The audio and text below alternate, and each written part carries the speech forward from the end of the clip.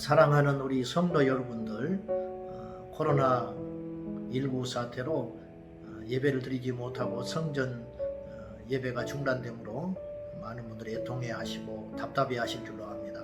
이 시점에 저희가 더욱더 주님께 집중하고 간절한 마음으로 하나님을 찾는 시간이 되기를 진심으로 바라면서 오늘도 이렇게 영상으로 여러분들과 함께 주제를 나눠보도록 하겠습니다. 오늘의 주제는 넘쳐나는 기독교 컨텐츠를 어떻게 우리가 잘 분별하고 유익한 것으로 활용을 할 것인가 하는 문제입니다. 사실은 오늘 이 시대는 이 컨텐츠 산업이 어마어마하게 확장이 됐습니다. 소위 말하는 지식, 정보, 유통 산업이 이 온 세계를 지배하고 있다, 그렇게 여겨집니다.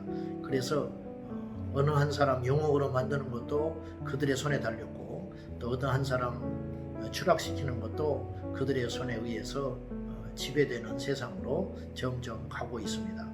이거는 시대적인 대세인데, 그게 이제 아울러서 기독교 컨텐츠들도 어마어마한 속도로 많이 발전하고 있고, 또 셀 수도 없는 정보량들이 이 정보의 바다에 헤엄치고 있습니다. 이것들 우리가 잘 접하지 않으면 잘못되면 우리 신앙의 근간이 흔들리고 영혼의 독이 되는 무서운 현실이 우리 안에 있습니다. 제가 가끔 설교를 준비하는 입장이기 때문에 설교를 준비하느라고 이 자료를 찾기 위해서 이렇게 통계 자료나 예화를 찾기 위해서 인터넷 검색을 하다 보면은 거의 90%가 이단 사이트들이 올린 내용들을 접하게 됩니다. 이게 정말 무섭구나. 그리고 마음이 굉장히 슬픕니다. 어째서 이렇게 인터넷 영토 이것을 다 뺏겨버렸을까?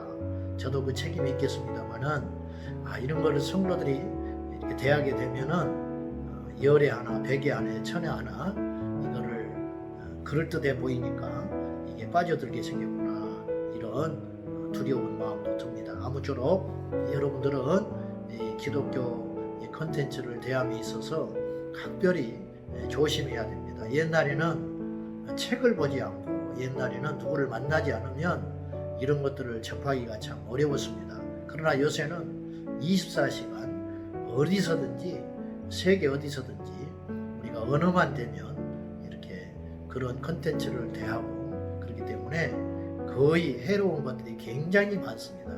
이런 것들을 잘 조심해서 다뤄야 되겠는데요. 제가 볼 때 몇 가지 분별할 수 있는 어떤 방법, 제 나름대로 3가지를 생각해 봤습니다.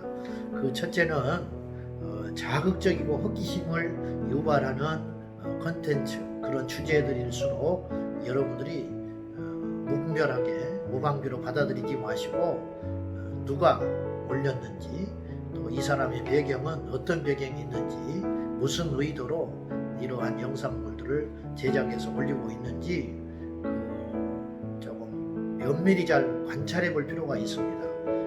이를테면 SOS TV라든가 이게 안 시켜거든요. 근데 그런 거를 밝히질 않죠.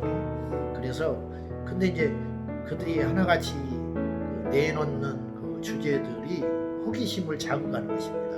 11조는 꼭 해야 됩니까? 그리스도인들이 술, 담배는 어느 정도까지 해야 됩니까?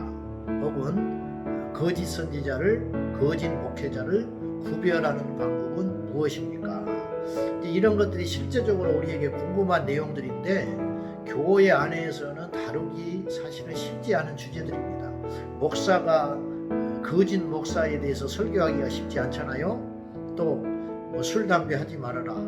또 주의를 지키고 있는 사람들한테 주의를 왜 지켜야 되는가? 이런 주제들을 설교단에서 말하기가 쉽지 않습니다. 성도들이 그런 것들에 대해서 호기심을 갖고 있는데 그 가려운 것을 긁어준단 말이에요. 그러니까 그것을 듣게 되는데, 문제는 그것들이 올린 사람들의 주관적인 주장인 경우들이 굉장히 많다는 거예요. 성경에 근거한다는, 성경을 물론 인용을 하지요. 그렇지만 그걸 절대화하는 위험성이 있습니다. 그리고 이제 그것에 한번 생각들과 어떤 이론들이 우리 성도님들의 마음속에 자리 잡게 되면 그 교회 생활을 할 때 설교하시는 목사님들과 부딪히는 경우가 있습니다. 이제 사도신경에 대해서도 이게 뭐 잘못된 사도신경이다, 뭐 가짜다, 뭐 이런 식으로 영상물들이 많이 있습니다. 실제로 어떤 성도들이 그걸 접한 다음에 교회에서 사도신경 하는 것이 꺼려지는 거예요. 그리고 그걸로 목회자와 갈등을 일으키고 교회를 떠나는 그러한 분도 있다고 제가 들은 적이 있습니다. 결국은 무엇 때문에 그런 걸 하는 거예요. 그래서 무엇이 내 영혼에 유익한 것인가, 그걸 조금 지혜롭게 잘 구분을 했으면 좋겠다 하는 것입니다. 두 번째, 쏟아지는 기독교 콘텐츠 속에서 우리가 어떻게 이걸 잘 분별하고 유익으로 삼을 수 있을까 생각해 볼 때, 두 번째는 이 영상 콘텐츠는 어디서든지 쉽게 접할 수 있다는 장점이 있습니다. 이게 엄청난 매력이거든요. 운전을 할 때도 할 수 있고, 잠자리에서도 볼 수 있고, 어떤 조용한 자리에서도 혼자 그렇게 볼 수 있고, 산에서 들에서 골방에서 어디든지 무차별적으로 우리가 볼 수 있는 장점이기도 하지만, 쉽게 접하기 때문에 이게 영혼의 진수가 되기는 쉽지 않아요. 무슨 말이냐면은, 내 몸에 유익한 것은 사실은 그 인스턴트나 입에 달콤한 음식들은 몸에 해로운 것이 대부분입니다. 그런데 쉽기 때문에 전자레인지에 돌려서 먹어버리고 쉬운 노력으로 저렴한 비용으로 그것들을 자꾸 취하게 되면 내 몸이 결과적으로 해롭게 되겠죠. 마찬가지예요. 영상물을 대하고 그렇게 함으로써 내가 쉽게 대할 수 있는데, 내가 직접 성경을 읽고 거기에서 주님과 씨름한 것들을 얻어내는 것에는 못 따라오는 거예요. 이를테면 주님의 재림에 대한 어떤 논리들과 설명들과 뭐 시대의 징조니 이런지 해가지고 온갖 자료들을 해가지고 콘텐츠 영상으로 올리면 그걸 보고 듣는데 아주 달콤합니다. 그렇지만 실제로 성경은 잘 안 읽어요. 성도들이 그 시간에 요한계시록을 충분히 무릎 꿇고 읽고 깊이 묵상하고 장절로 이렇게 나눠서 연구하고 본인의 노트에 기록을 하고 이런 것들이요 훨씬 유익합니다. 그러니까 이런 것들도 꼭 작업을 병행해 달라 이렇게 부탁을 싶고요, 부탁을 드리고 싶습니다. 마지막으로 기독교 콘텐츠에서 이 구분을 잘 할 수 있는, 유익하게 쓸 수 있는 방법 중에 하나는 이걸 혼자 어떤 것들을 탐닉하고 빠져들지 마시고 여러분이 섬기시는 목사님과 충분히 상담을 하고 빈번하게 자주 의논을 하셔서 본인의 영적 상태에 대해서 점검을 계속 하셔야 됩니다. 저를 가장 잘 아는 분이 누굴까요? 내가 섬기는 교회 목사님이에요. 나의 상태를 가장 염려하고 가장 많이 눈물 뿌려 기도하는 분이 제 가족과 제가 섬기는 교회 목사님이고 신앙의 동지들입니다.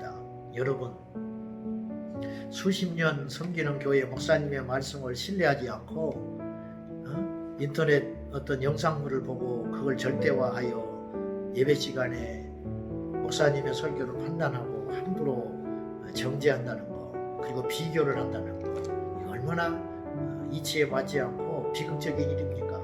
그러므로 그렇게 하지 마시고 여러분들의 영적인 건강을 최종적으로 점검하고 가장 잘 살피실 수 있는 여러분의 목사님들과 이런 내용들을 내가 요새 보고 있는데, 목사님 참 유익했습니다. 혹은 이런 것들은 조금 궁금한데 목사님 좀 살펴주시면 좋겠습니다. 이렇게 목사님들과 여러분이 섬기시는 목사님들과 자주 소통하셔서 오해거리가 없게 할 뿐만 아니라 여러분의 영적인 유익에 방해가 되지 아니하고 영혼의 독소가 들어오는 것을 여러분의 목사님들이 잘 분별하고 막아줄 수 있을 테니까 이건 아닙니다, 여러분 듣지 마시고 이건 참 좋은 내용이네요, 저도 참고하겠습니다, 이렇게 함으로 서로 소통함으로 비밀스럽게 행치 않아서 여러분의 영혼이 크게 문제가 되고 실족하는 일이 없도록 참 조심해야 할 것입니다. 사랑하는 여러분, 우리가 지식의 이 홍수 속에 살고 있습니다. 그런데 이 기독교 콘텐츠도 모든 것이 다 순수하고 좋은 것이 아니고 그 중에 상당한 부분이 해악한 것이 참 많습니다. 절대로 절대화하지 마시고 하나님의 관점에서 성경적 관점으로 잘 분별하셔서 여러분의 유익이 될 수 있기를 주님의 이름으로 부탁합니다. 여러분, 이 코로나 사태를 지혜롭게 잘 극복하시고 다음에 우리가 성전에서 예배 드릴 적에 더 기쁨으로 감격 속에 하나님을 소리 높여 찬양하는 저와 여러분이 꼭 되시기를 주님의 이름으로 축원합니다. 예, 감사합니다.